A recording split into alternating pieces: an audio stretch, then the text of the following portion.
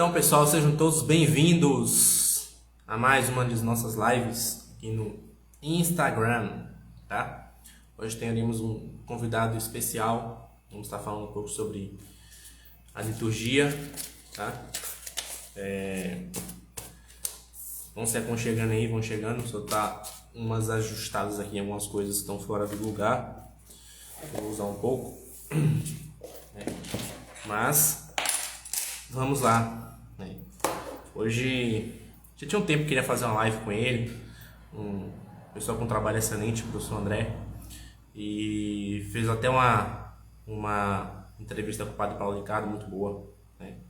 Muito boa. Hoje a gente vai falar um pouco sobre a questão da liturgia, né? Vamos entender o que é liturgia, vamos tentar ver um pouco a questão da história da liturgia, como é que ela vai surgindo, né? Quais são as mudanças que vão sendo feitas, se há alguma substancialidade nisso, né? A grande discussão sobre liturgia e rito, né? As pessoas às vezes não entendem isso. Poucas pessoas não entendem, por exemplo, como é que a igreja tem outros 24 ritos, né? Que se você for, às vezes, lá no interior do Paraná, aqui tem rito bizantino, a missa é completamente diferente, outras leituras, etc, né?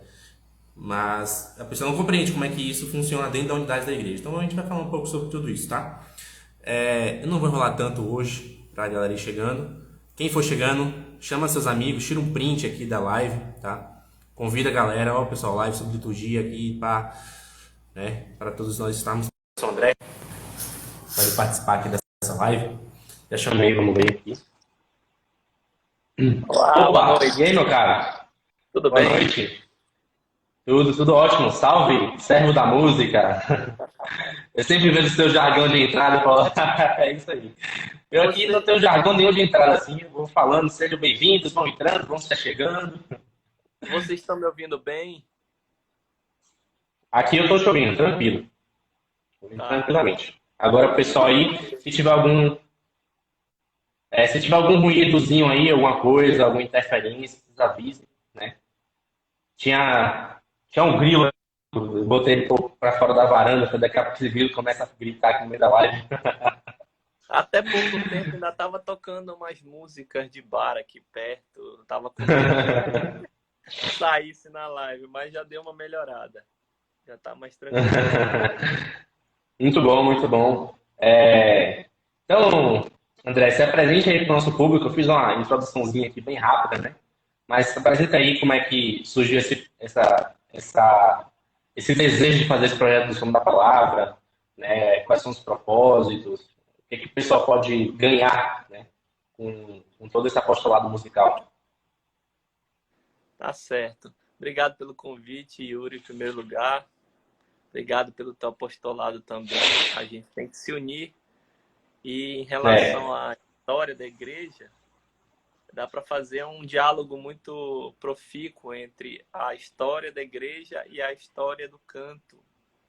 E claro que, falando história do canto, tem que falar de liturgia, porque o canto sempre acompanhou a liturgia e a liturgia sempre teve canto, né?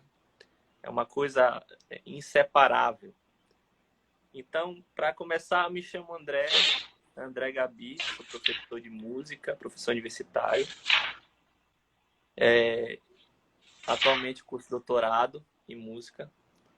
Estou pesquisando sobre o canto gregoriano na Amazônia, no século XVIII, essa prática. E para tentar explicar como foi tudo.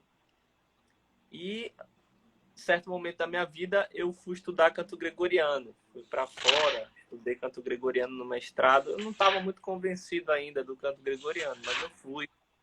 Quem me convenceu foi um padre, amigo meu. Fez um esforço para me convencer e me mandou para estudar.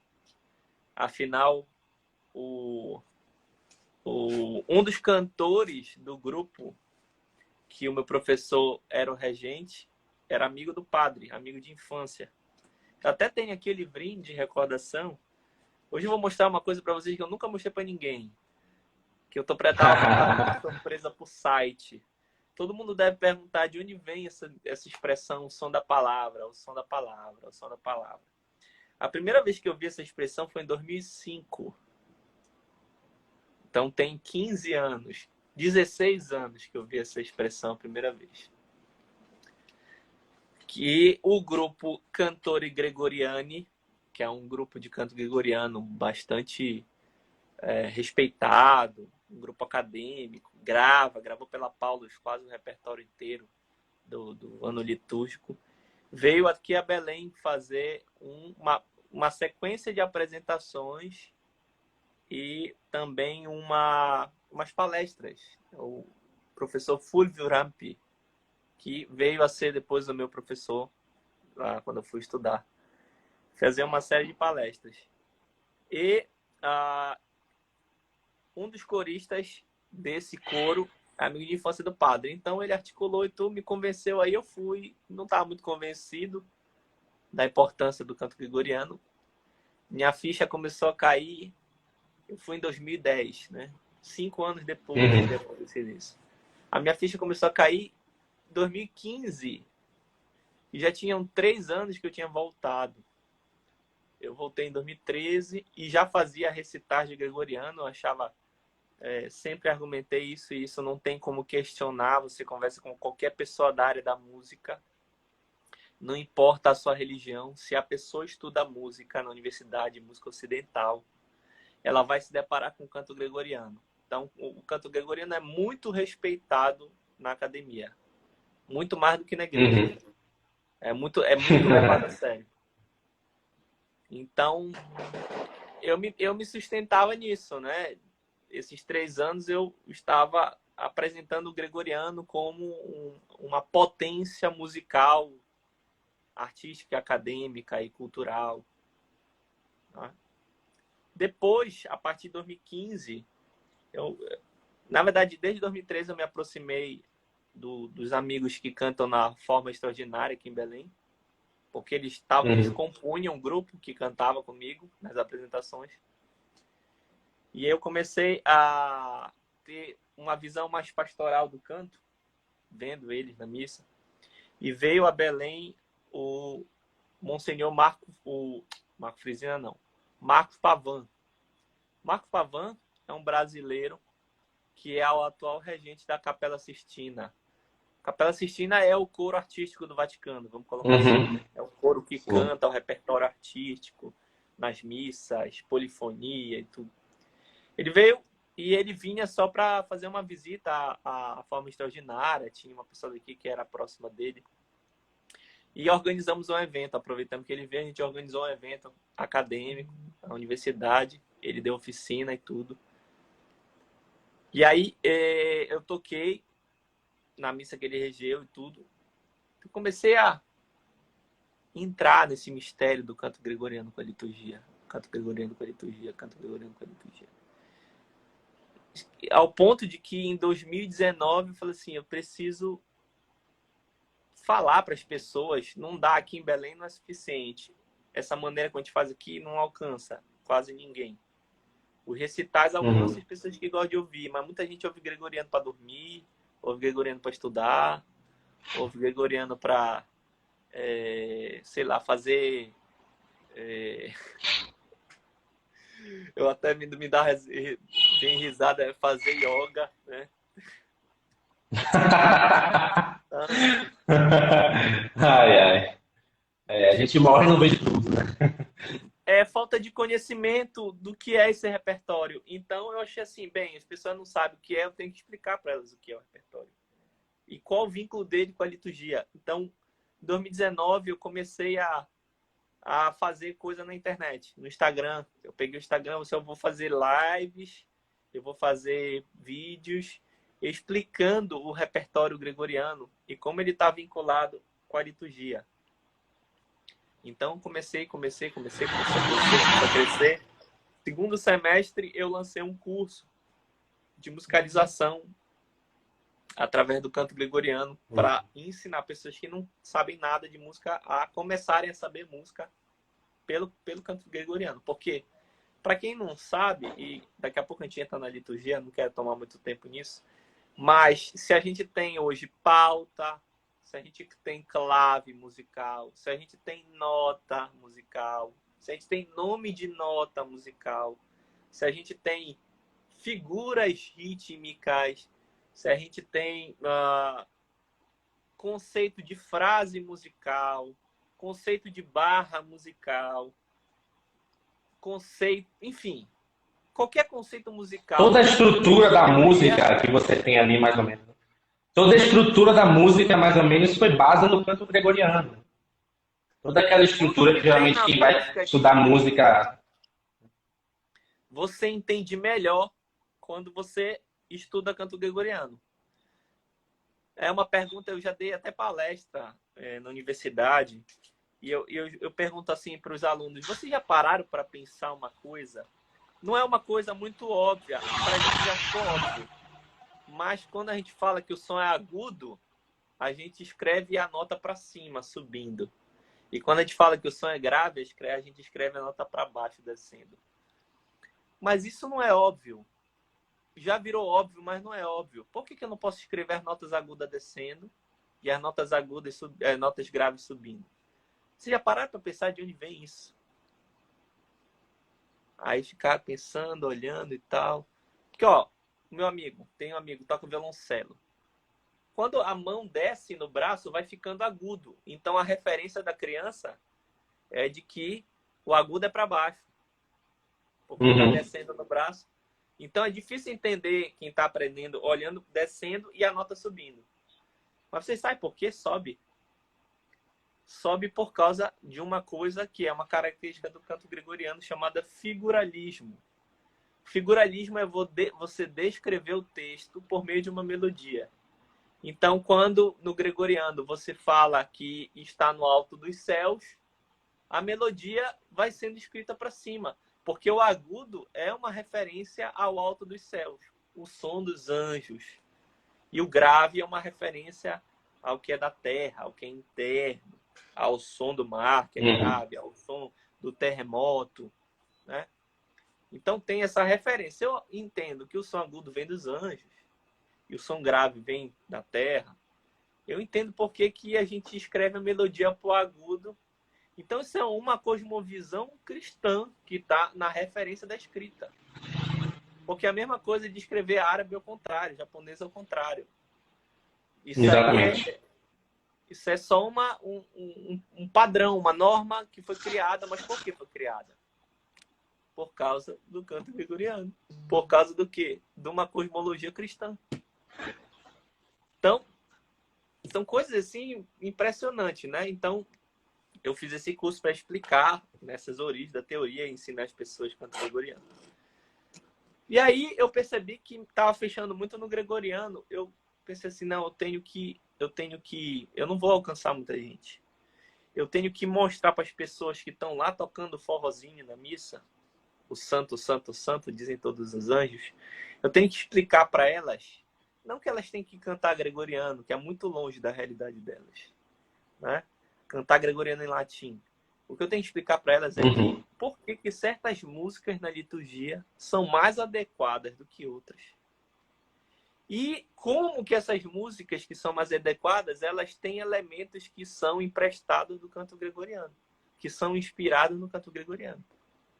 Então foi aí que eu transferi e ficou canto litúrgico inspirado no canto gregoriano. E aí chega o apostolado.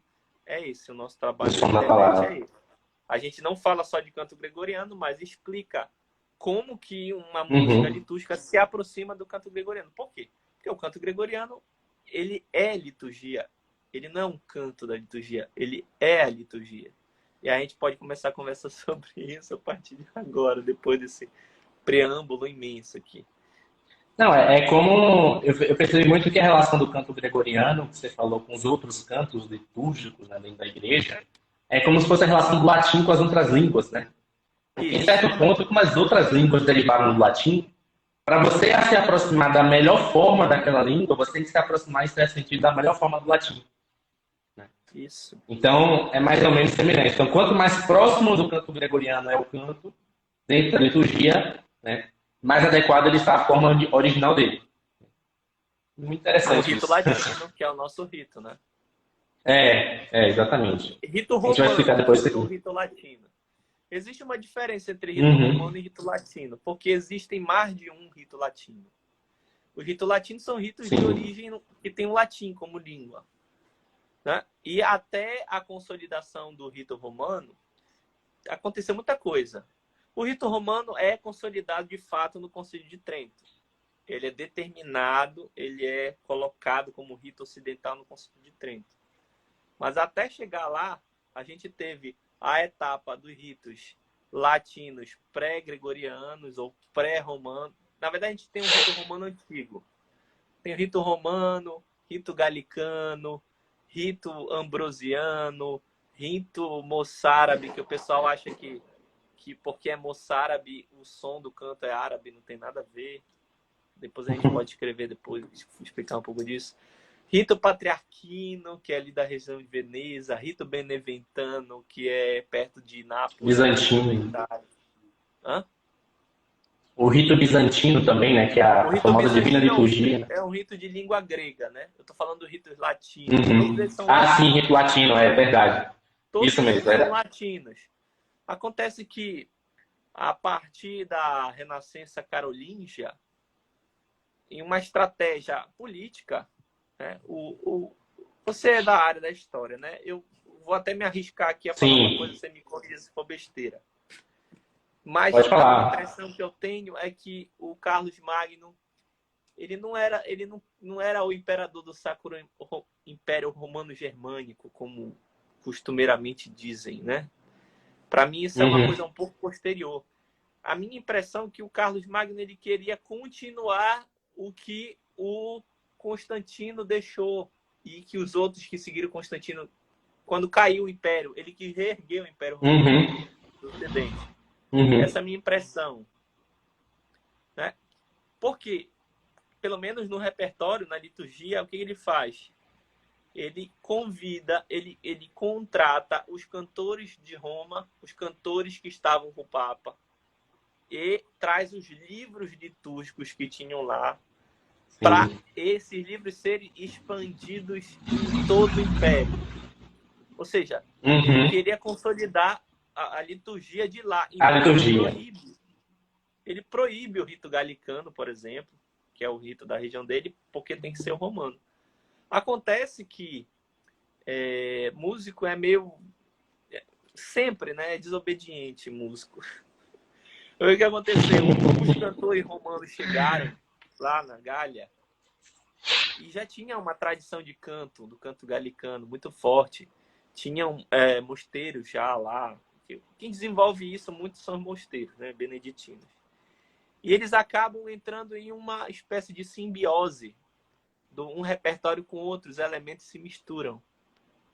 Quando esses elementos se misturam, a partir do século IX e X, eles começam a escrever. E isso também é uma estratégia também política, porque a gente sabe o que está escrito fica na história. Eles começam a escrever o repertório. Alguns dizem que era porque estava começando a ficar decadente, estava começando a esquecer, porque eles sabiam tudo de memória. Mas isso aí é um pouco complicado de afirmar, porque, por exemplo, as cantilações do padre, elas nunca foram escritas até o século XIV. Eles sabiam de memória tudo. Então, como é que eles não sabiam de memória o resto? Exatamente. Então, acontece essa simbiose. O repertório gregoriano é isso. É a mistura do canto romano antigo com o canto galicano. São dois cantos pré-gregorianos. Também tinha o canto ambrosiano, também tinha o canto beneventano, também tinha o canto hispano ou moçárabe, também tinha os cantos orientais, o bizantino, o copta, o etíope, enfim. Todo lugar que tem um rito tem um canto. Eu não sei se estou correto, né? Mas eu lembro que o primeiro momento que eu acho que eu tive um contato com o rito ambrosiano, né? Acho que nas Confissões tem uns trechos de Santo Agostinho que ele descreve alguns cantos ambrosianos, que ele coloca uns trechos e ele bota lá, Ambrosio hino, né? Hino ambrosiano. Né? Então eu até pensava assim, será que isso aqui é de Santo Ambrósio? Mas não é de Santo Ambrósio, é da liturgia, né? É da liturgia da época que ele frequentava. Exatamente. O canto ambrosiano ele já está relatado no século III, IV. Uhum. Ele é muito antigo. E tem sim coisa autoral do Ambrósio, tem hinos. Eles são hinos que ele compôs. Mas o canto ambrosiano não é só hinos. Tem outros cantos no repertório ambrosiano. Por exemplo, a gente não tem o canto aqui no nosso rito, tem o canto, sei lá, do ofertório. Vamos colocar assim. Também tem ofertório no rito ambrosiano. Mas tem outras coisas no rito ambrosiano que não tem no rito romano e que para isso tem cantos, entendeu? Assim como também no rito hispânico, no rito B. Então são ritos mesmo, eles têm coisas diferentes e, portanto, vão ter cantos diferentes, que não são similares ao que a gente tem, né? Mas no que era similar, por exemplo, o galicano com o romano acabou se misturando e deram origem ao canto gregoriano, que ganhou esse nome, né? Não por causa do... Foi por causa do Gregório Magno, mas não foi porque ele tenha concebido o repertório gregoriano. Ele teve contato com o Sim. repertório romano antigo, que é o repertório do rito romano antigo, que ele compilou. Ele compilou esse rito, né? Ele contribuiu na organização desse rito.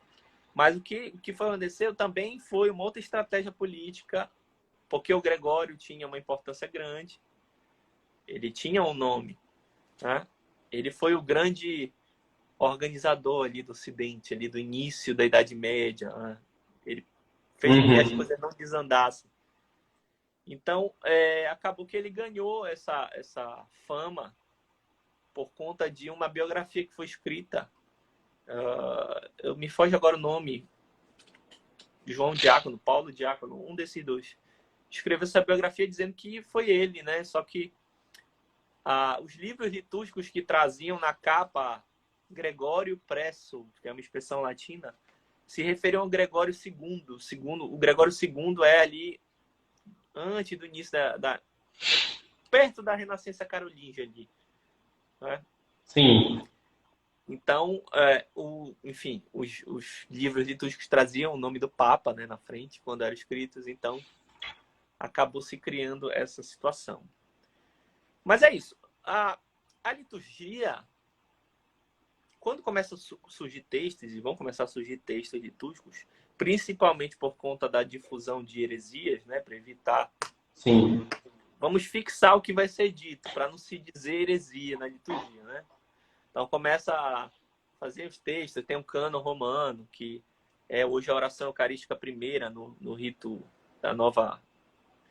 do novo Novos ordo, né, órgãos. da forma ordinária, começou a se construir textos.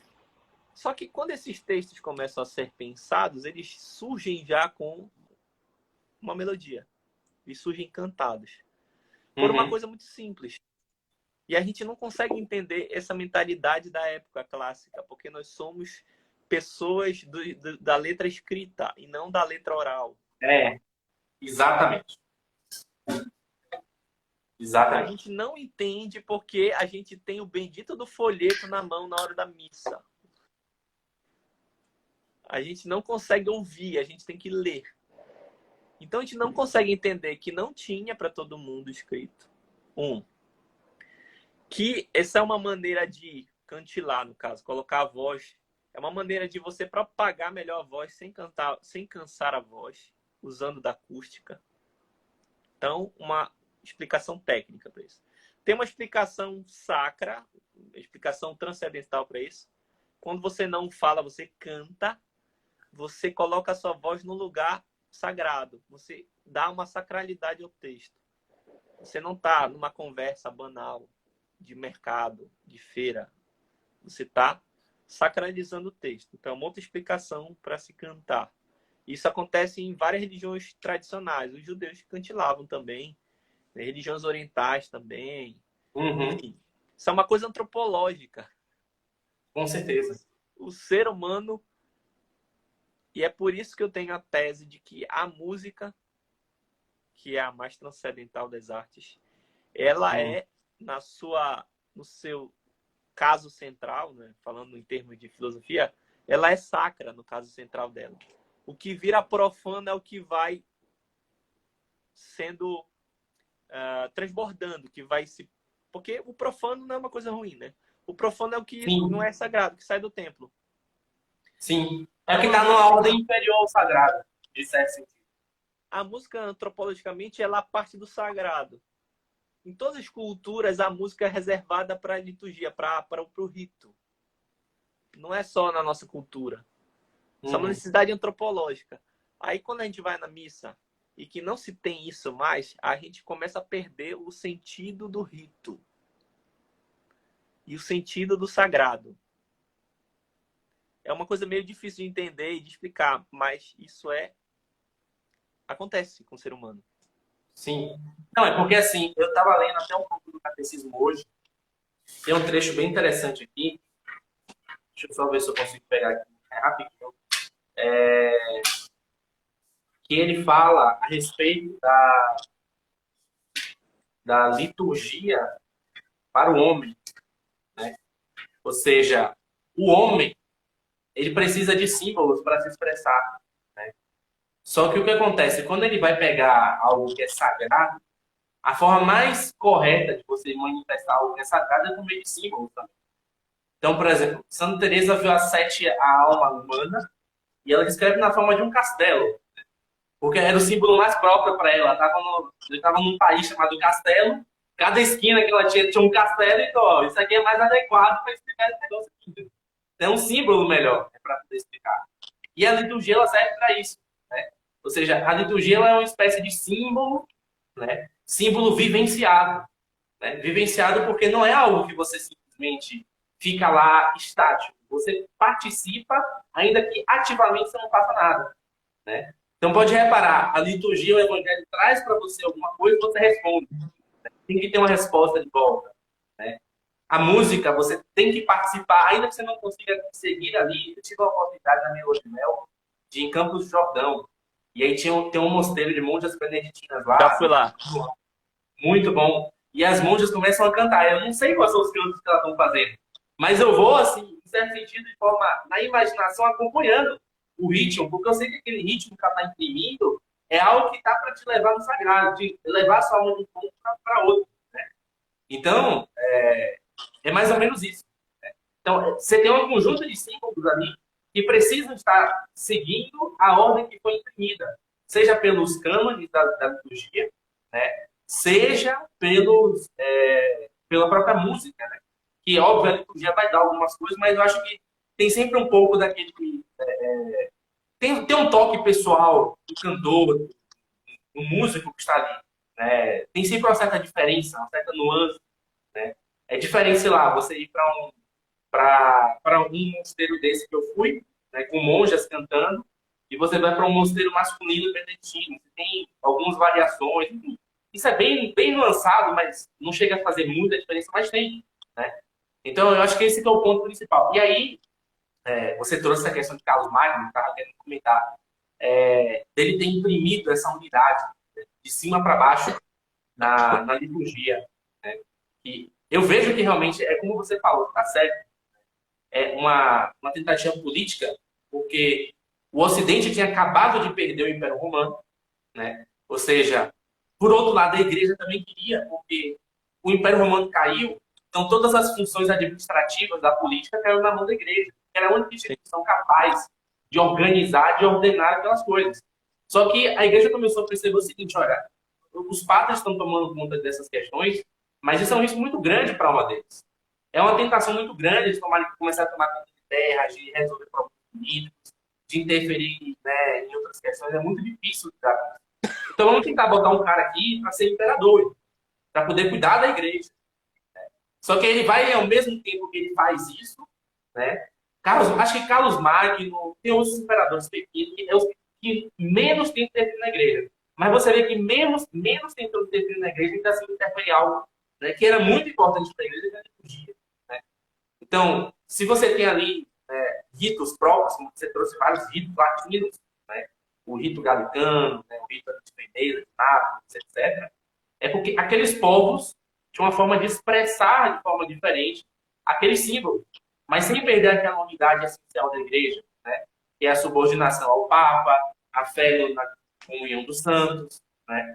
Então, Se você chega, por exemplo, para um romano e, por exemplo, um francês ele tem uma imaginação muito mais aprofundada. O povo francês ele tem, geralmente. O inglês é mais ainda. Se for pegar o que a Inglaterra produz de literatura para o mundo, é uma coisa assim absurda, né? Mas do francês para o romano já é uma coisa muito diferente, né? O alemão, a própria língua dele, germânica, né, já convida ele a uma coisa mais mística. Se você for pegar a maior parte dos místicos da Idade Média, estava na Alemanha. A maioria deles. A maioria deles. A maioria. Também saiu muita merda de lá por causa disso mesmo, né? a língua alemã dessa. Como eu vi um dia desse, o professor lá falando no vídeo, a língua alemã é língua para você falar com doentes na floresta. Não é para você. É por conta disso aí, né? Mas, claro, isso aí é orientado pro bem, o cara vira um místico, né? Mas se o negócio tá pro mal, ele pronto, vira um bruxo, um mago, né? Enfim, então acho que isso é importante, isso é fundamental, né? E aí você vê, por exemplo, e a gente pode entrar em outro ponto aqui agora, com relação ao Concílio de Trento, né? Porque eu vejo que o Concílio de Trento fez essa unificação, mas as prioridades e as circunstâncias ali eram diferentes, né? Eu vejo que havia ali uma certa crise, algo que a igreja não tinha evitado na época. Sim. Dom Bosco, ele chega até quando ele vai comentar, ele tem um compêndio de história eclesiástica. Aí ele vai comentando as épocas da igreja.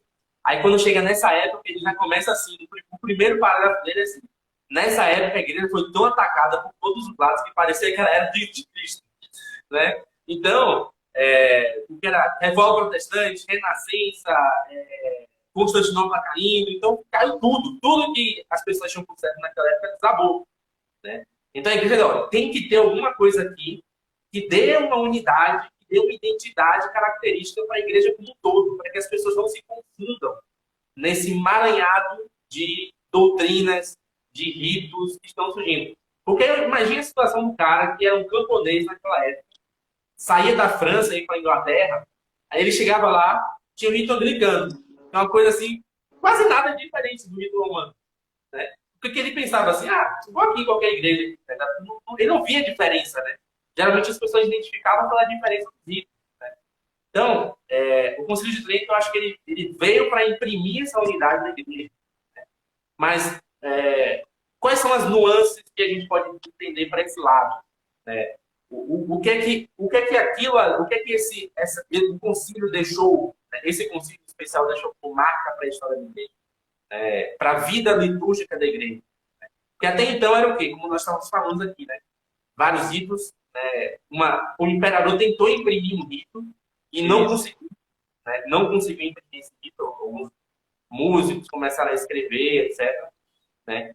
Mas, né, na época de Trento não tinha como. Não tinha nem como correr para esse músico, etc.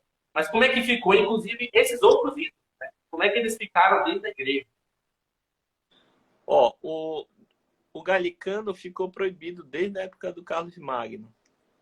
Só que teve 2 momentos que teve uma espécie de revolta de trazer o rito galicano de volta. Inclusive, se eu não me engano, ele é um rito autorizado hoje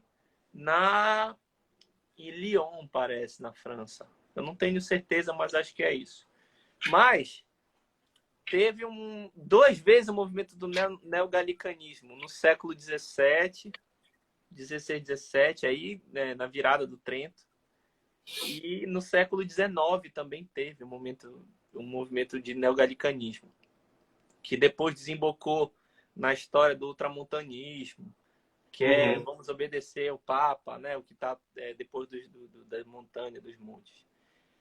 Mas só para entender melhor, o Concílio de Trento, de que maneira que ele consolida e ele unifica isso? A gente já tinha um rito unificado, entre aspas, porque os beneditinos pegaram esse rito concebido no Império, pela mistura do galicano com o romano, e eles saíram espalhando para onde eles fundavam mosteiros e levavam esse rito. Quem foi muito resistente a esse rito foi a Espanha. Os espanhóis sempre foram muito resistentes a adotar a liturgia romana, sempre. Isso é muito importante para a gente, porque a gente é uma espécie de origem, enquanto cultura também ibérica. Então, esqueci de falar, mas tinha o rito bracaense também. O rito bracaense logo caiu em desuso, foi usado o romano. Só que o repertório começou a ser usado romano só no século XVIII. Pensem, a gente tem um repertório pensado no Concílio de Trento, que não é o mesmo repertório medieval, ele foi alterado, mas tem um repertório oficial, mas ele só chega em Portugal no século XVIII. E aí vem chegar no Brasil também. E o Brasil é fundado no século XVI. E o que circulou aqui de repertório? Se os jesuítas vieram para cá e eles eram, em grande maioria, espanhóis, né? Certamente circulou melodias hispânicas aqui. O rito hispânico estava por aqui. As melodias hispânicas estavam por aqui. Até porque teve um grande renascimento desse rito com o bispo espanhol do século XIX, da rainha Isabel, Isabel de Castela, Cisneros. né? Cisneros. Exatamente. Ele resgatou o rito moçárabe lá, que não se tem certeza se é exatamente o original, mas ele conseguiu manuscritos e tudo. Para você ver, né? Essa questão do rito romano vai e volta. E tem aqui, tem dissidência aqui, tem dissidência ali. A gente sempre está vivendo isso. É importante a gente perceber isso, porque muitas vezes a gente acha que isso é só uma coisa de agora, que agora que querem não usar. Mas isso sempre acompanhou a história da igreja, essa tensão regional e central, regional e central, regional e central. Porque é sempre assim, vai folgando, ficando regional, regional, vai ficando, vai ficando. Aí começa a ter abuso, começa a ter desvio, começa a ter risco de heresia. Aí centraliza de novo. Trento representa isso. Trento representa a consolidação de um livro único. A estampa estava começando na imprensa, então vamos fazer o missal romano, que não tinha um missal romano. A origem do missal romano, do gradual romano, do breviário, que é o livro da liturgia das horas, para ser rezado pelos... É uma origem em Trento, esses livros. Antes eram outros tipos de livros, livros mais separados até. Então, o que é muito falado, o que é muito famoso, é o sacramental, né? O livro medieval que tem os sacramentos, que tem a missa, é o sacramental, não é o missal. Então, acaba acontecendo isso. Em Trento é a consolidação do livro. Porque até então, antes a gente eram códices, né? Eram tudo à mão, pintados, uns belíssimos, com iluminuras e com tudo isso, né? Mas é essa aí de vida do rito. Depois de Trento, a gente vai ter, de novo, começando a afrouxar um pouco. Vai começar a ter estampa de livro litúrgico todo canto. Vai afrouxar, vai afrouxar. Aí vai começar também a arte barroca a se desenvolver. Vai começar a ter exageros também na música, na arquitetura, na escultura, na pintura. E vai ter uma hora que vão tentar na música, no canto Bento XIV, no século XVIII, dar uma orientada, não surtir efeito. Vai começar a ter decadência de novo no século XIX e restauração do Pio X.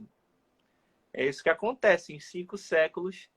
A gente tem de novo, afrouxando, afrouxando, afrouxando, volta a amarrar de novo, centralizar de novo, organizar de novo. Aí afrouxa, afrouxa, afrouxa. E eu prevejo, isso é uma leitura histórica, não é uma profecia.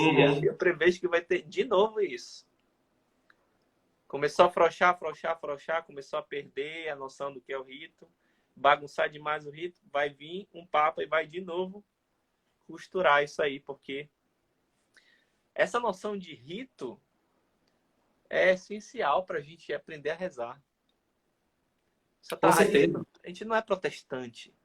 A gente não vai fazer uma exegese e é quase uma lecture, né? Quase uma aula aquilo, é quase uma conferência. Não é uma liturgia, não é um sentido de ritual, né? A gente precisa de tudo acontecendo.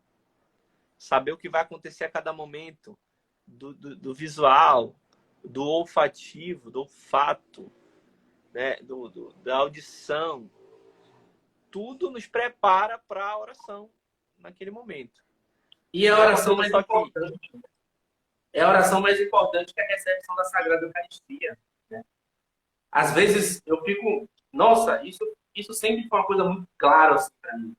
Quando eu tive minha conversão logo no começo, né, meu padrinho, que é o Fernando, dono do Guardião Católico, não sei se você já ouviu falar, mas ele chegou para mim e falou assim: olha, missa, você vai naquela, você consegue rezar melhor. Não importa se ela vai estar aqui perto da sua casa, ou se ela vai estar do outro lado da cidade. Tente dar um jeito de ir lá, pelo menos uma vez na semana. Porque você precisa rezar bem. Você precisa estar preparado bem para receber a Eucaristia. Né? E aí as pessoas começam a inventar umas espiritualidades loucas, assim, né? Às vezes funciona, assim, momentaneamente, né? Mas fala assim, não, porque eu vou, né? A Virgem Maria e São João estiveram naquele suplício de Jesus, estiveram lá, né? Mas você não é nem a Virgem Maria nem São João. A Virgem Maria só cuidou de Jesus a vida inteira e João, minutos antes de tudo aquilo ali, horas antes, botou o peito e ouviu o coração de Jesus batendo. Você não teve uma graça dessa. Então, bote na sua condição de humano e veja isso. Procure, busque uma boa liturgia, né? Celebrada, etc. Não para você ficar vaidoso. Também isso é outra idiotice. Né? Você vai procurar e começa a se achar. Não, está procurando uma coisa boa porque você sabe que isso é ruim. Não tem relação direta, de casualidade. Pelo contrário, a relação é inversamente proporcional. Quanto melhor a liturgia que você está frequentando, mais aprimorada se for canto, mais oriente seus sentidos para a vida espiritual, para a oração, mais você tem que ter consciência de que você não presta, de que você está ali realmente como humilde servo de Deus. Então, não tem como não cair nisso. Né? Então, e hoje eu reli, assim, eu já vi o capítulo algumas vezes, e eu dei uma relida para relembrar a liturgia, a função dela, parará. E você fala, gente, a gente esquece de algumas coisas que são muito fundamentais para a nossa vida. Né? Às vezes a gente pensa, não, eu vou para comungar ali e tal, não sei o que, pronto, o que eu pensei. Esquece que tem todo um contexto preparado ali, né? Dado por Deus. Né? Teve um ponto, assim, que foi belíssimo, que eu vi, que fala assim, geralmente todos os atos históricos, eles são engolidos pelo tempo, né? Então, essa nossa live, tudo que a gente falou no começo, foi engolido. Acabou. Hoje a pessoa consegue voltar, porque tem uma coisa gravando. Mas se fosse outro tempo, já era. Ou você memorizou e aprendeu, ou já era. Mas o que ele fala? O sacrifício de Cristo na cruz, não. Ele supera. Né? É algo que aconteceu lá atrás, mas que não fica lá. Não é engolido por esse tempo. Ele transcende todo o tempo, todo o período. E você vê que mesmo com essas variações que a igreja teve no tempo, uma forma estrutural se manteve ali. Né? De algumas noções básicas. Esses dias mesmo estava na Patrística, aí estava lá o Chile de Roma mandando as cartas para os imperadores, né? Explicando o que é o cristianismo, parará, e no final ele vai explicar o que são as reuniões que os cristãos faziam, né? Porque os romanos não sabiam que eram os cristãos, aí eles ouviam, tem um grupo aqui que vai lá dentro de um lugar fechado, come a carne de sujeito, então já estão praticando canibalismo, eles já chegavam assim. Né? Todo mundo se chama de irmão, então todo mundo é a mesma família, não tem família nesse negócio aqui, quebra o pacto matrimonial. Aí eles não entendiam, né? Ele ia explicar tudo isso. E ele já começa explicando desde o começo, né? A gente chega no templo, faz o sinal da cruz, né? No dia dedicado ao dia do sol, ele ainda usa a mesma numeração de dia dos romanos, né? Que era o dia do sol, o dia de Saturno, o dia de Marte. Não, no dia do sol a gente vai lá, porque foi o dia que Jesus ressuscitou, né? Aí a gente senta, escuta uma das palavras da Carta de São Paulo ou dos profetas antigos, né? Aí depois o ministro faz, né? Ele fica lá no rito, lá não sei o quê, parará, e aí todo mundo recebe a Eucaristia, que é o próprio Cristo ali presente. Desde o século II, né? Então, e aí você olha e vê. São relatos mais antigos da liturgia. É a mesma coisa. Exatamente. Os ritos mudam porque tem essas nuances. Vai surgir essas nuances, né, geográficas, né, que a gente falou antes. E vai surgir também essa necessidade de enfatizar, né, de unificar. Mas você falou aqui de Trento, não foi aí? Vamos para Trento, né?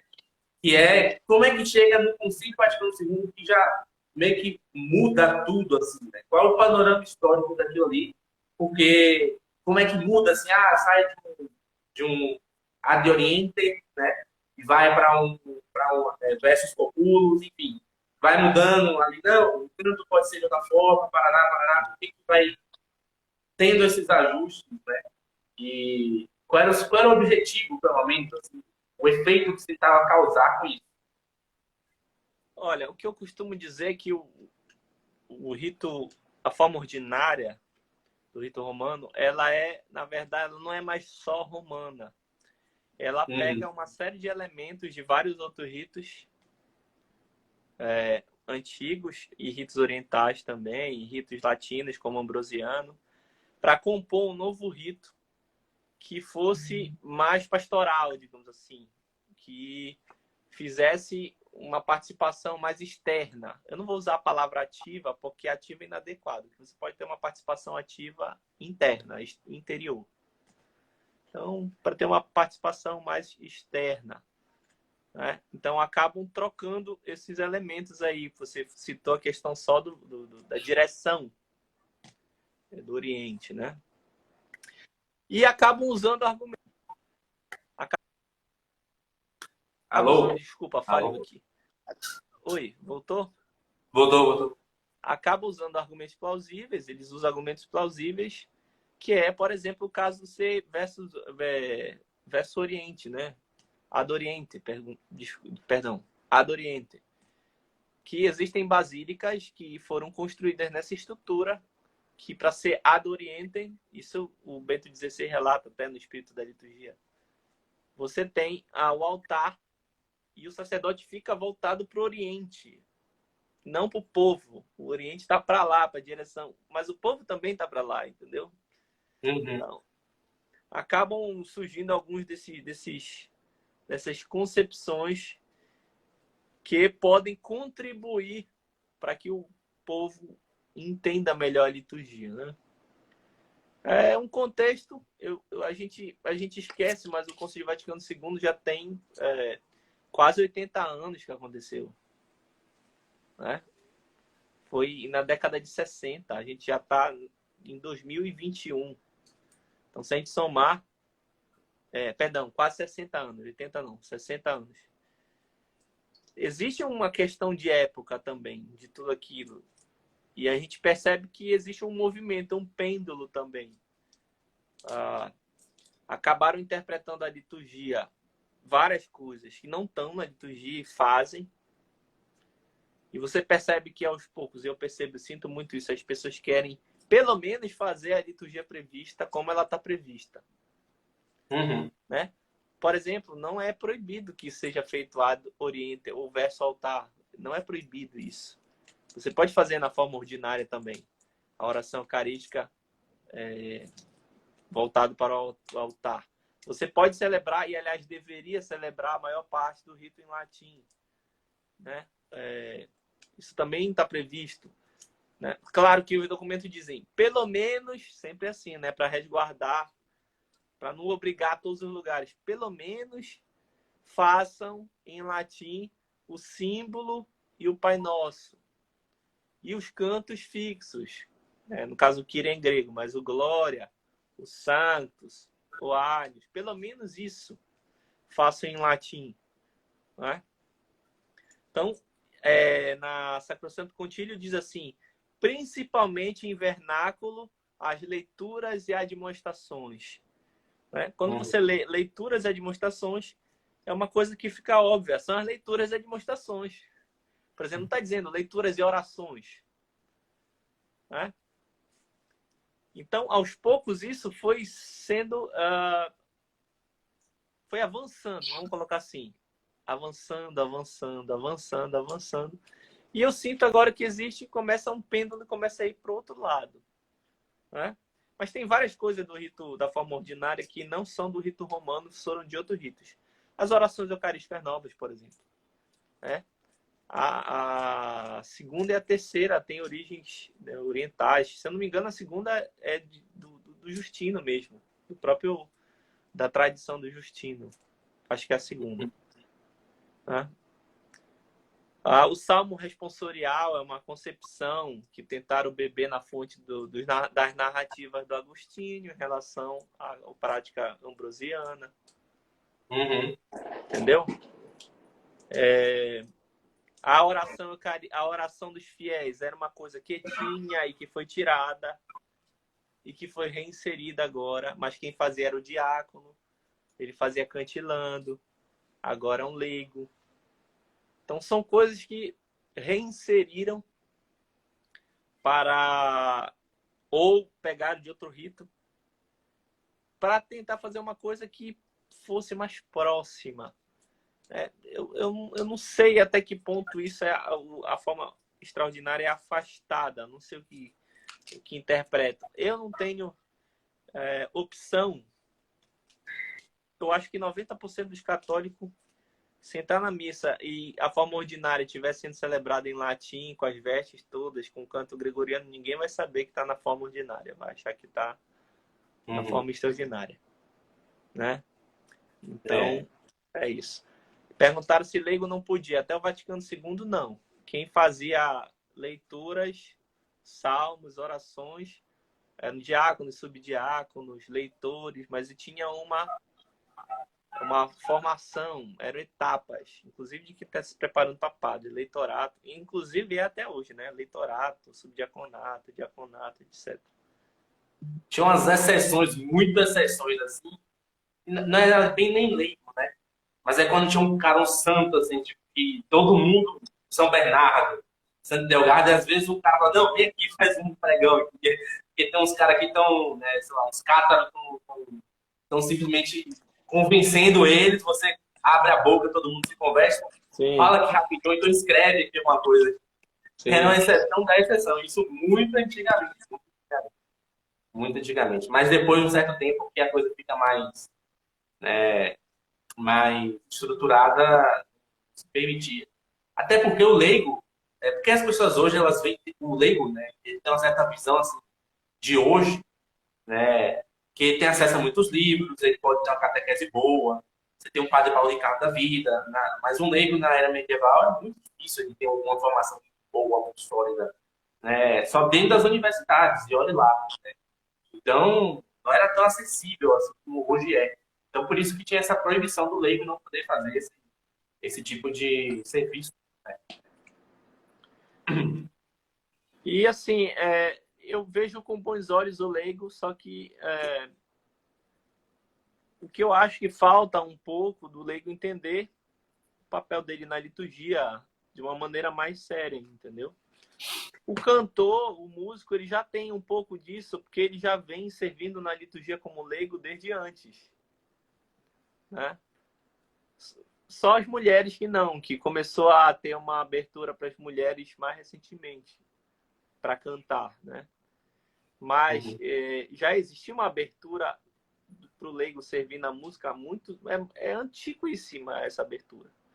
Né? Sim, Então, o músico tem uma tradição, o cantor, para entender um papel na liturgia melhor, apesar dele não entender às vezes, mas ele tem uma tradição para entender isso. O leigo não tem essa tradição para ele olhar para trás e dizer assim, bem, como é que um leigo se comporta na liturgia? Peraí, o que eu tenho que fazer para me preparar melhor? Para fazer uma leitura bem feita, né? Uma oração bem feita. Né? Então, essa falta de ter um olhar para trás talvez seja um empecilho, né, na atuação do leigo, mas é plenamente possível de fazer bem feito. Sim, né, com certeza. de atuar bem. Então eu sinto isso, né? O próprio Papa Bento XVI, ele já meio que preparou o caminho desse pêndulo que foi o exagero dos abusos, das coisas indevidas. E aí eu penso década de 70, 80, que esse foi o auge dos absurdos, para aos poucos ir encaminhando de volta para o local, né? Com certeza. Eu vejo que ele mesmo percebia que o problema talvez não fosse um problema de rubrica, né? de cânones, de informações, mas era um problema mais da pessoa compreender o papel da liturgia na vida espiritual dela. Por isso que ele escreve uma introdução ao espírito da liturgia, não uma introdução às leis da liturgia. Né? Não interessava, no teu interesse, né? A partir do momento que a pessoa... Pelo menos comigo foi assim. Né?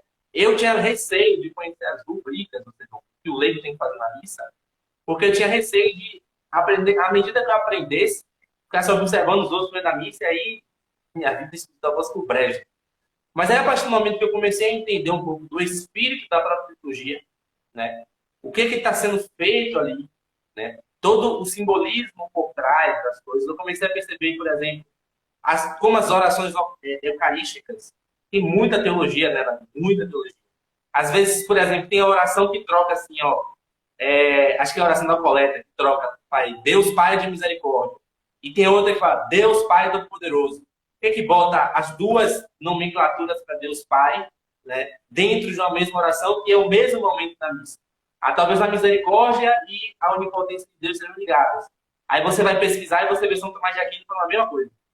Né? Que a onipotência de Deus se manifesta de forma mais plena na misericórdia divina. Então, tem muita teologia ali. Né? Muita teologia ali.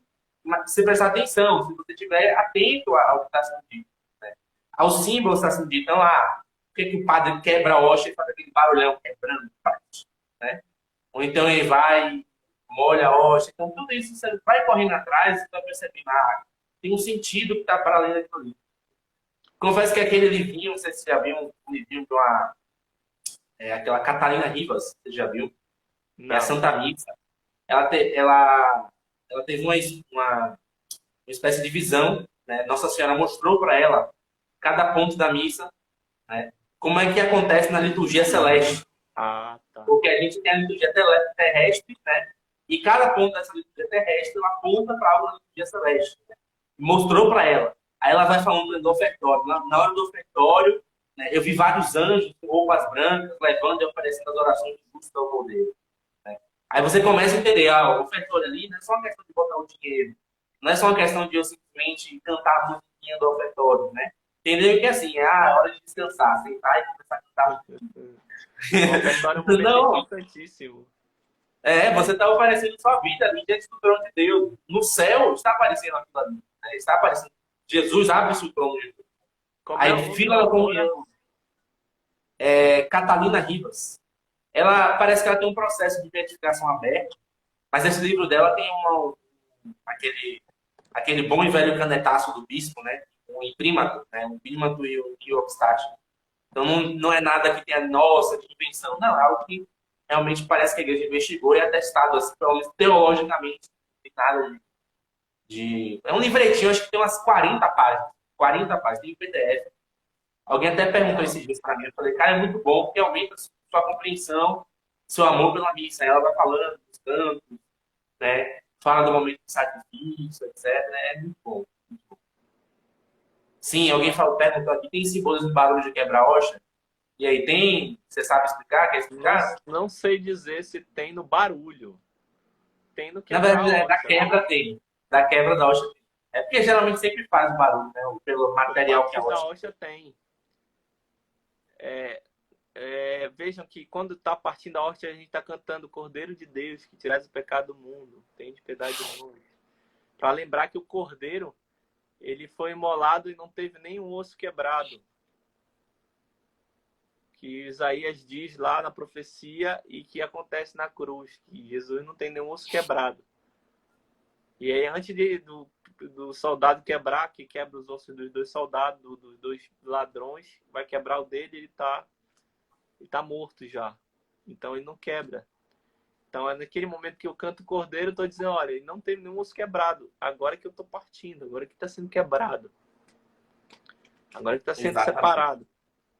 É essa a ideia do símbolo do partir da hóstia.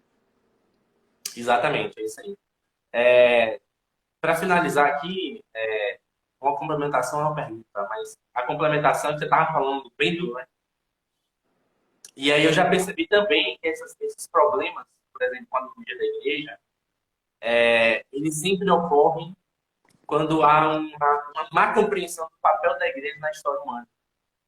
Né? Então, por exemplo, se você pega ali na Reforma, que era o período que estava vendo já, não no Concílio de Trento, mas antes, quando aconteceu a Reforma mesmo, né, que era um período que estava acontecendo esses problemas, ou seja, né, esse relaxamento, essa coisa bem espaço, abuso, você vai ver que havia ali, por conta do Renascimento, uma espécie de concepção, tá? Uma simbiose da igreja enquanto corpo de Cristo, enquanto edifício espiritual, com o seu papel político. Né? Tanto que se os aliados de Lutero na Reforma eram quem? Eram príncipes, eram escritores humanistas, o humanismo que veio com essa teologia, essa filosofia, né, de tentar criar ali, né, uma espécie de revanchismo com Roma, né, os escritores que estavam começando a fomentar, a desenvolver um certo nacionalismo local. Né? É por isso que quando você fala, porque você vê que isso foi um movimento tão forte, que até em nações, como por exemplo a Espanha, né, que tinha ali um certo desejo da Espanha, um sonho de Isabel mesmo, era que a Espanha fosse um braço armado da igreja. Tudo aquilo que o Império Germânico não foi, a sua história inteira, a Espanha tinha que ser aquilo ali. Então, ela até morre escrevendo, olha, eu quero que a Reconquista termine no começo do nosso arte, de volte para onde eram as origens. Porque ela tinha essa percepção do império dela como uma espécie de expansor da fé. Mas até mesmo nesse império, você vai encontrar resistências ali, algumas determinações de Roma, né, com relação à liturgia, etc. Aí você chega ao Concílio Vaticano II, o período do Concílio Vaticano II, 1980, né, alguma coisa assim, né, nessa faixa, era o período em que a igreja estava mais difamada historicamente. Aquelas mentiras históricas que a gente já conhece, da igreja como controladora, como opressora, né, da Inquisição, que matou milhões na Europa. Aquilo estava em auge. Aquilo estava sendo veiculado, era novidade para o pessoal. Né? Não era uma coisa assim, tipo, que as pessoas já estavam acostumadas há muito tempo e nós somos hoje. Né? Então, a concepção que as pessoas tiveram logo em seguida do concílio era exatamente essa: uma igreja, novamente, como um Estado, controlador, dominador, parará, parará, e não adiantou nada. Então, esse ponto, eu vejo que as coisas estão muito ligadas, né? Estão bem unidas, né, nesse ponto. É isso aí. E a pergunta, né, só para finalizar aqui, qual é o papel fundamental assim, do canto dentro da liturgia da missa? Né? Porque a gente sabe ali, o padre está bem identificado, né? Operar o sacramento, fazer cumprir as obrigações direitinho, né?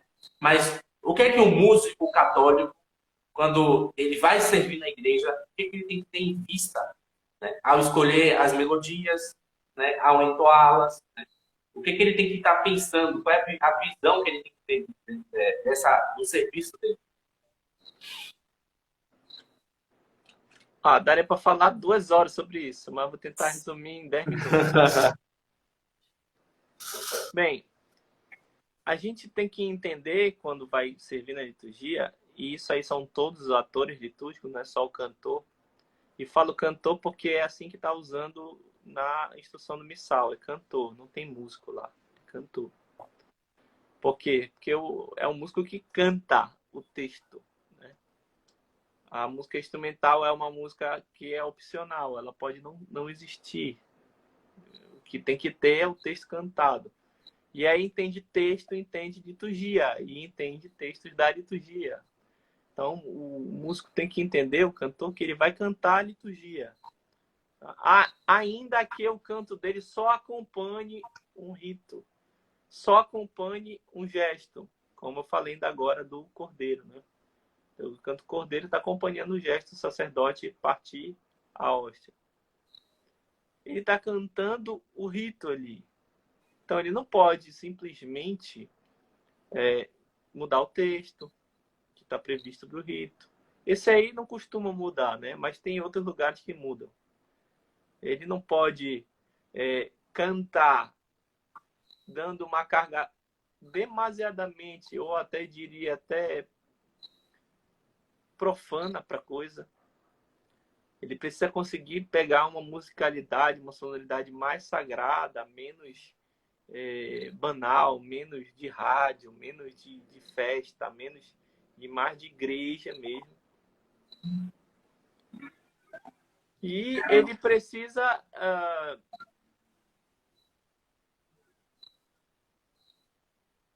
atuar onde ele tem que atuar e não atuar onde ele não tem que atuar. Porque a liturgia é isso. A atuação, a participação que chama, é você fazer o que lhe deve ser feito no momento que tem que ser feito. Então, eu não vou ficar cantando o que eu não devo, onde eu não devo. Um exemplo clássico que era muito comum é cantar um canto na hora da saudação da paz, né? Não existe isso na liturgia. Inventaram isso. Não tem canto de abraço da paz. Você não tem que cantar nada ali. A saudação da paz, inclusive, pode ser omitida, dependendo da circunstância. Tem um bom tempo que está omitida por causa do Covid, né? E já teve omitida em outros momentos.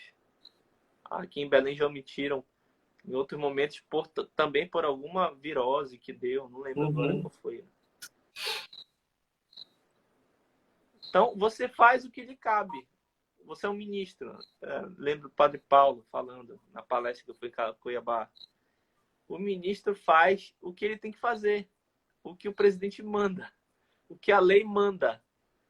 Ele não faz para além do que ele não deve. Porque quem responde depois não é ele. É o presidente. E aí o que acontece? Na missa, até o sacerdote celebra o ministro. Quem é que manda? Quem é o presidente? É Deus que é o presidente. É ele que manda na parada toda. Não pode fazer o... não, isso é rubricismo, porque não sei o quê. Não, gente. Isso é segurança de que não aconteçam coisas estapafúrdias. Porque a tendência é essa. A tendência é acontecerem coisas estapafúrdias. Eu já vi tanta coisa. Eu vi alguém...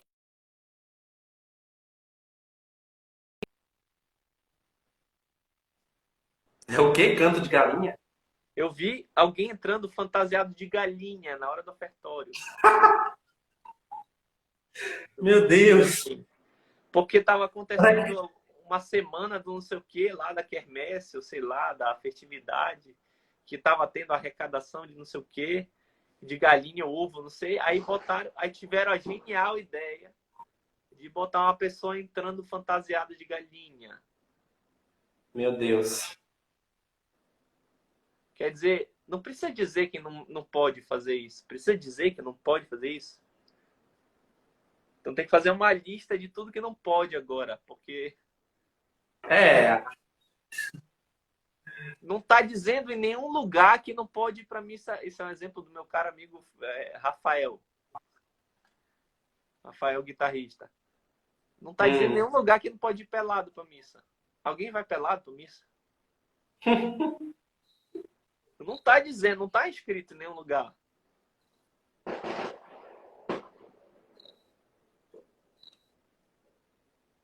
É aquilo que eu falei que o Papa Bento XVI identificou, né? Que é a falta de consciência, né?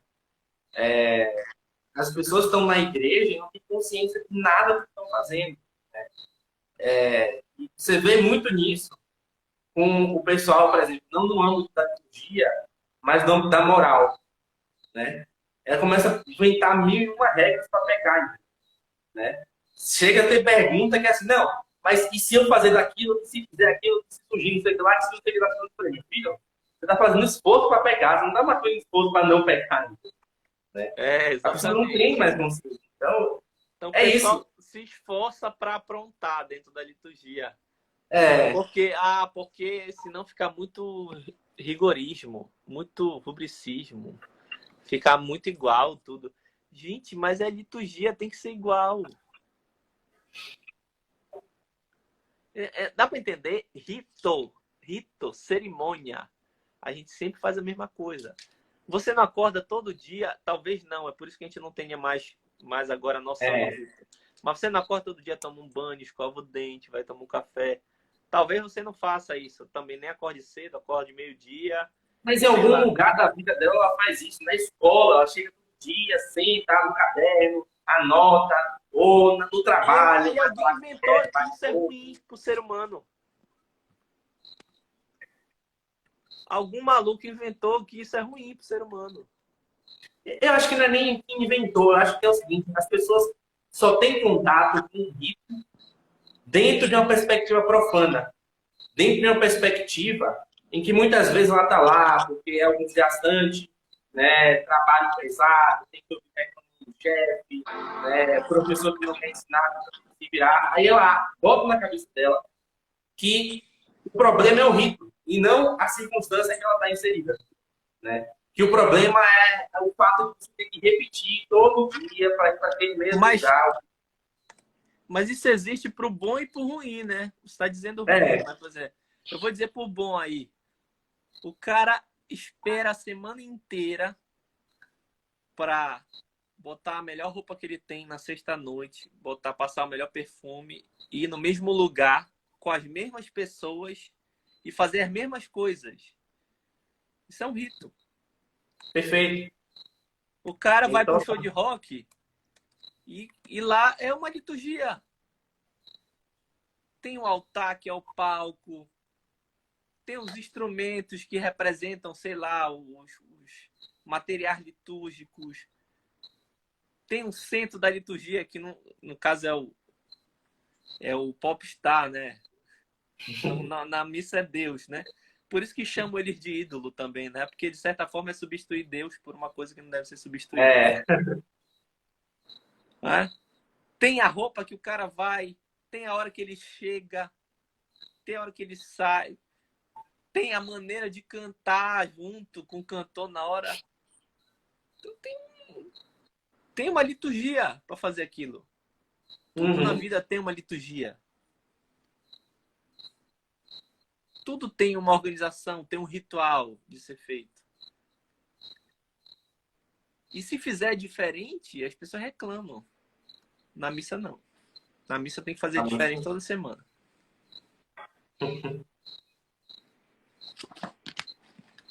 Só tem duas perguntas aqui, que dá pra gente tentar responder.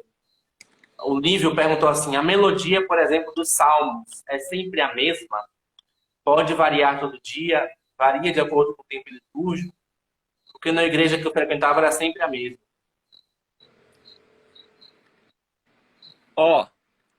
A melodia do salmo pode variar sim, mas ela no canto gregoriano não varia muito, não. São pouquíssimas variações, né?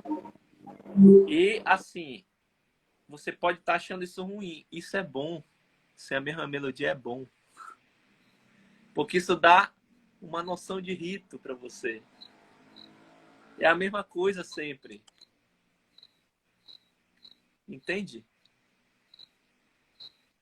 Se você acha chato, você ainda não entendeu o que é um rito. Quando casar, vai achar chato deitar do lado da mesma mulher todo dia. Né? Então, a variação, e eu falei do canto gregoriano, existe no canto gregoriano para dar uma noção, para lhe colocar liturgicamente. Tem uma melodia que me remete ao período quaresmal. Tem uma melodia que me remete ao período pascal. Tem uma melodia que me remete ao período, sei lá, do advento. Isso localiza você liturgicamente. Mas é suficiente. Tem gente que fala, tem que dar o humor do texto. Pode ser também usado. Mas não fiquem só no alegre e triste, tá? Porque não é só alegre e triste que tem ali no texto. Tem muitas nuances. Então, pode variar, não precisa ser repetitiva, mas entendam qual é a benefício da repetição nesse aspecto. A outra pergunta aqui, só para finalizar, alguém pergunta assim, o que fazer sobre os abusos litúrgicos? Denunciar, recorrer a quem? Olha, eu sempre digo, porque eu sempre falo isso para mim. A primeira coisa que a gente faz é mortificar. Mortificar. Você vê aquilo, você vê que é um absurdo, você mortifica, você reza. Se precisar, você mortifica de novo. Vai na outra semana de novo. E se precisar mortificar sempre, você mortifica sempre. Você pode fazer uma correção fraterna a quem... E isso você vai fazer se você tiver gabaritado o suficiente para fazer essa correção. Porque se você fazer uma conversão e não tiver argumento suficiente, você pode tomar uma revertida, entendeu? O pessoal pode argumentar e dizer assim, não, por causa disso, disso e disso. Você fica, puxa, eu não sabia disso. É pior. Porque às vezes a pessoa estava fazendo aquilo ali por ignorância. Aí, se você vai lá sem ter consciência do erro e a pessoa rebate, aquele erro dela se cristaliza. Deixou de ser uma ignorância e vira uma certeza na mistério. É pior ainda. Então, Não, e às vezes a pessoa tem argumento para estar fazendo uma coisa e a gente não tem. Uhum. Então tem que ter muito cuidado para acusar alguém de estar fazendo abuso. Você tem que ter muita certeza. Até porque na história da igreja, alguns abusos litúrgicos entraram na liturgia. Vocês querem saber de um? A elevação da hóstia é um abuso litúrgico medieval. Que entrou no rito depois. Que começou a ser feito no período da heresia que pregava que Cristo não estava em corpo na hóstia. Na Baixa Idade Média. E aí, eu acho que foram os franciscanos começaram a levar a hóstia, não tenho certeza se foram dominicanos ou franciscanos, foi alguma ordem desse período aí, mendicante. Começaram a elevar a hóstia como sinal de que era o corpo. Não estava previsto, era um abuso. Um abuso que foi incorporado. Né? Então, você, para criticar o abuso, você tem que ter não só argumentos de não está previsto, você tem que ter um argumento para dizer assim, isso não está previsto. E isso talvez não tenha como entrar nunca na liturgia, porque isso atrapalha a liturgia, tá entendendo? De fato, é. Uma coisa é o sujeito levantar a hóstia, outra coisa é fazer um self-service, como eu já presenciei isso mais de uma vez, né? Chega assim, não, venham aqui, cada um pegue sua eucaristia, more no sangue, se sirvam. No self-service. É que nem aquele restaurante que você vai lá, bota o seu feijão, bota o seu arroz, bota o seu... Né? A mesma coisa, é. Mas se for, eu tô falando coisa grotesca. Se for coisa grotesca, você faz uma denúncia na diocese, na arquidiocese. Missa que não funciona. Funciona fácil. É só denunciar na diocese, na arquidiocese. O bispo cuida disso. Você telefona, você manda um documento. Se você achar que não vai ter resultado, você manda para anunciatura. Pronto. Se for uma coisa grotesca, um absurdo mesmo, um abuso desse tipo, você faz uma denúncia formal. Na igreja sempre tem os caminhos para resolver as coisas. Não, aí funciona. As pessoas às vezes acham que não. Mas eu lembro, assim, foi de Salvador, tinha um sacerdote lá que fazia encenações, sabe? Botava assim, vestido de palhaço, não sei o quê, né? Entrava o pessoal do candomblé. E aí, parece que alguém fez alguma denúncia, né? E aí, veio acho que foi do Vaticano de Roma, meio que impôs ele um silêncio, né? Ele fez um retiro, ficou em silêncio bastante tempo. Quando voltou outra pessoa, né? Pois é. Ele não precisa nem falar que quando ele fazia isso tudo que ele fazia, né? Direto batia a Rede Globo lá, de gravar, missa de isso aqui. Depois que ele mudou de vida, cadê? Ninguém mais falou nada. Então, né, já é esperado isso aí. O engraçado da televisão é isso. Se for uma liturgia, um rito afro, se mudar uma vírgula do rito, acontece uma denúncia na Rede Globo de que estão alterando a cultura. Tá? Se mudar uma vírgula. Eles vão lá denunciar na TV que está alterando a cultura africana. Se for na missa, se não mudar nada, que eles vão lá e denunciam, que é um absurdo manter esse rito igual sempre, não dá para ser assim, mas... Tá? É uma ação diferente. Dois pesos, duas medidas. Dois pesos, duas medidas.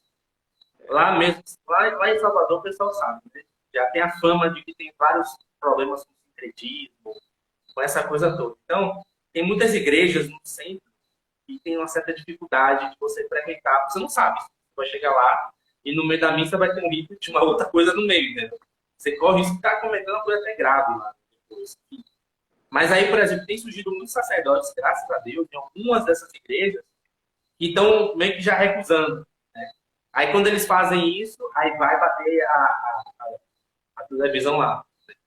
Vai bater a televisão lá. Não, mas não pode, isso aí entra a justiça no meio. Teve maior polêmica recentemente com o Dorani. Porque tinha uma missa tradicional que faziam no Rio. Eu acho que é no dia da consciência negra, acho que é isso. Aí faziam uma coisa que chamavam de missa lá, que não é missa. Misturado tudo. Uhum. E Dorani proibiu de ser feito. Não pode mais fazer. Aí saiu na imprensa, foi uma confusão. Mas o arcebispo tem que fazer, ele age. Se ele for, e a grande maioria dos arcebispos tem cuidado com isso. Né? Eles têm cuidado com isso. Até porque eles não podem ser lenientes com isso. Eles não podem ser lenientes com isso porque depois é um problema para eles, pessoalmente. Né? Então eles não consumem, isso dá muito na vista, então eles não costumam ser. Exatamente. Exatamente, mas aí isso aí já é outro tema já. É outro tema, outra live. Então, gente, obrigado aí pelo convite, obrigado, Yuri. Vamos conversando. Exatamente. Alguém mandou outra treta aqui no meu. Já ouvi outro argumento de que Deus se renova em toda a missa para justificar cantos mais modernistas. Na verdade, a missa é a memória da mesma coisa toda vez, né? Uhum.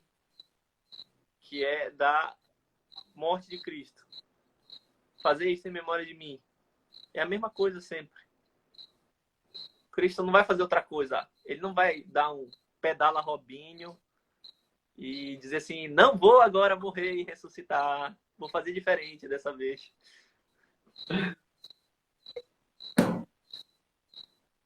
É falta de catequese isso aí. Falta de catequese brava. Com má vontade. Tá bom, então. Enfim. Obrigado, Yuri. Obrigado, gente. Eu que agradeço aqui o convite. Agradeço o convite. Aceito por essa live. Foi muito boa a conversa. A gente conversou bastante. Deu para casar bem liturgia para parte da história da igreja. Bom, que venham outras lives que tem que fazer. Tá bom. Obrigado. Tá certo. Então, pessoal. Ficou aí para o pessoal que comentou, participou, fez pergunta. Foi bem legal. Muito bom, muito bom. Até a próxima. A gente conversa de novo. Quem não seguir aí o pessoal do Som da Palavra, segue aí, tá? Segue, começa a frequentar lá. O pessoal é bom mesmo. Tem vídeo novo no canal, saiu agora, 9 horas. Só vendo as stories que já tem. Exatamente. Tá certo. Então, valeu, muito obrigado aí, pessoal. Tchau. Um abraço. Até a próxima. Até mais. Boa noite. Até a próxima.